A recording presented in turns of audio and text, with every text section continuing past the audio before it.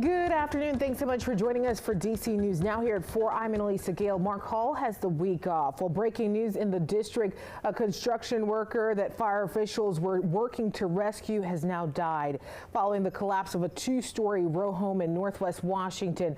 It happened this morning between 11th and 12th Street as a crew there was working to demolish part of the building for renovations. DC News Now's Ben Dennis joining us live now with the latest here. Ben, what are you learning? Hey there, Annalisa. Hours after this collapse call came in, the scene's still pretty active. Tonight, a family is grieving the loss of a loved one, and no worse time. Just before the holidays, a construction worker lost his life, I'm told, by his family. He had plans of his own to build a house back in his home in Guatemala. Those dreams dashed. Part of a two-story row home falling down, pinning a construction worker below. The aftermath showing a scene of rubble and dust billowing into the air. Tears from loved ones who say Edgar Cifuentes from Guatemala is who authorities confirmed died in the collapse. He was a very nice gentleman. Cynthia Alvarez says her sister is Cifuentes' partner. They are very committed to church. He was planning to return to Guatemala in a few years. I know that they were building a house with my sister-in-law, and now it's not going to be possible.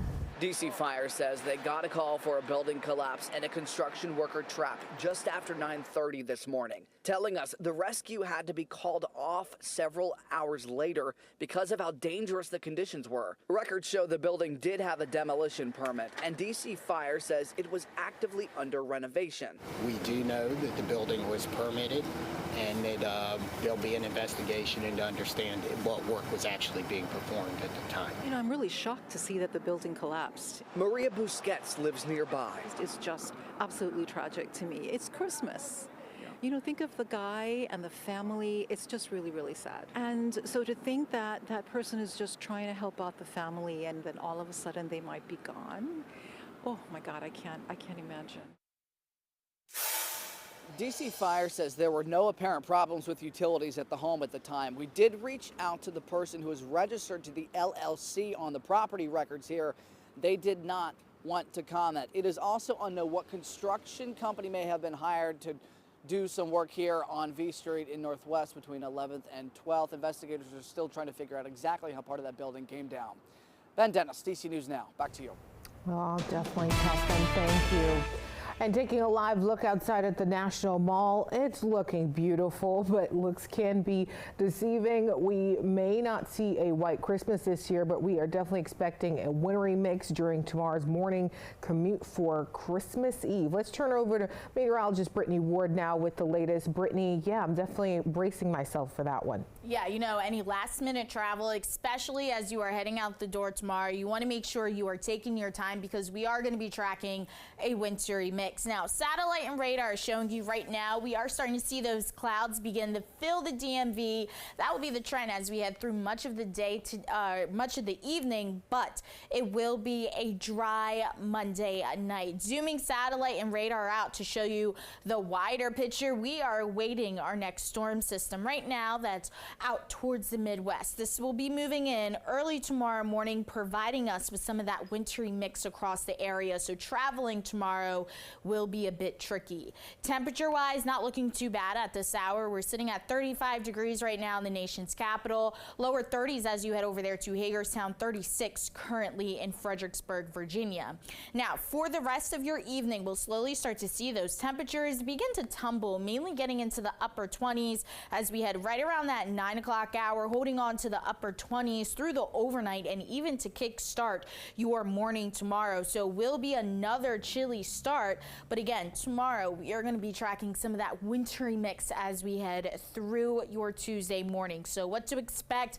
Freezing rain, and rain will definitely be on the table. We could see some wet snowflakes mixing in, but overall the snow threat will be low.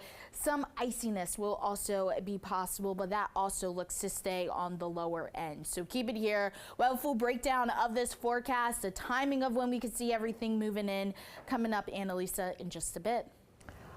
All right, Brittany, thank you. Well, as we approach that DMV First Warrant Day tomorrow, we want to remind you can stick with us on air and online at dcnewsnow.com for the latest on your forecast.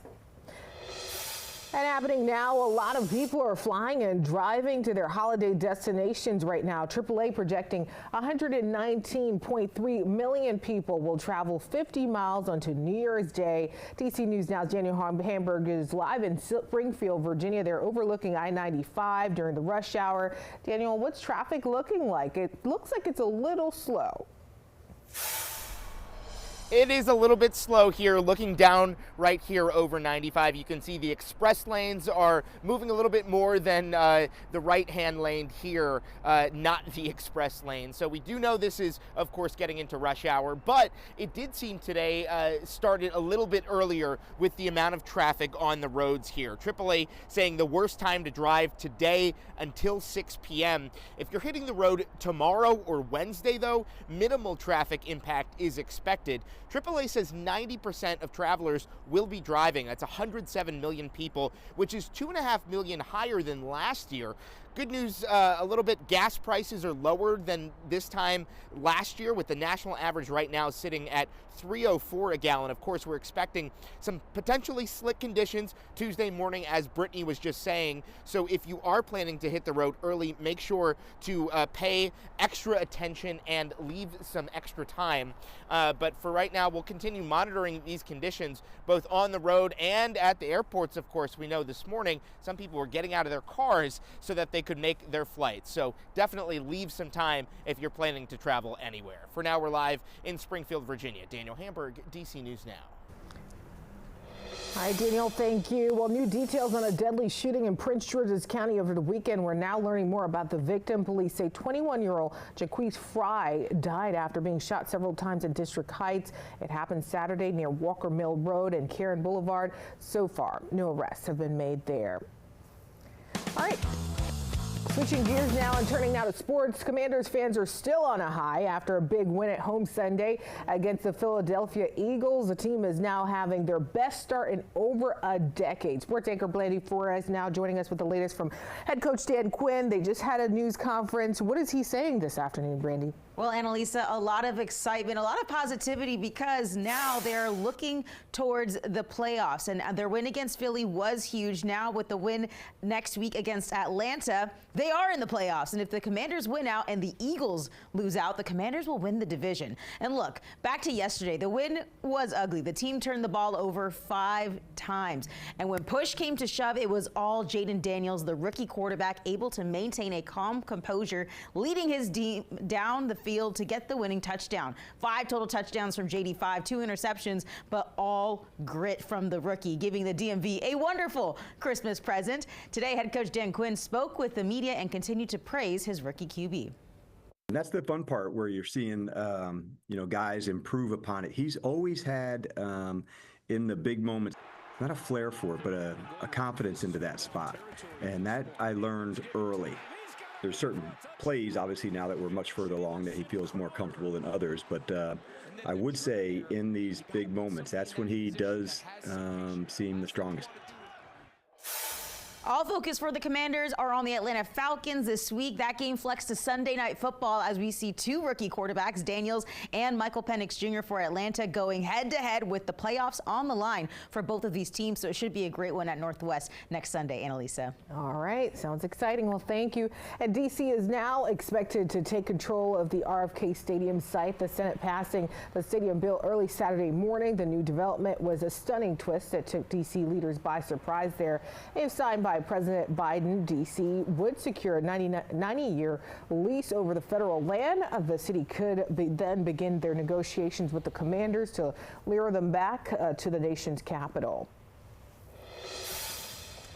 Meantime, Maryland native Luigi Mangione has pleaded not guilty in the deadly shooting of the United Healthcare CEO. He appeared in a Manhattan courtroom today for his state trial. Mangione is facing 11 charges in New York, including an act of terrorism and first-degree murder. Meanwhile, his defense claims their client is being paraded around with perfectly choreographed, utterly political perp walks, which they say could lead to him not getting a fair trial. This has been handled so far. His rights are being violated, and he is being treated like a human ping pong ball between two warring jurisdictions here. These federal and state prosecutors are coordinating with one another, but at the expense of him. The maximum sentence for the state charges is life without parole. Mangione is also facing federal charges of stalking and murder, which could make him eligible for the death penalty. Well, a retired D.C. police officer has now been convicted after investigators say he lied to the feds about leaking confidential information to the leader of the Proud Boys extremist group. A district judge convicting former Lieutenant Shane Lamond for obstructing justice and making false statements. It came after Lamond tipped off Proud Boys former chairman Enrique Tarrio that a warrant for his arrest was being signed. Lamond is scheduled to be sentenced April 3rd. And still ahead here on your news at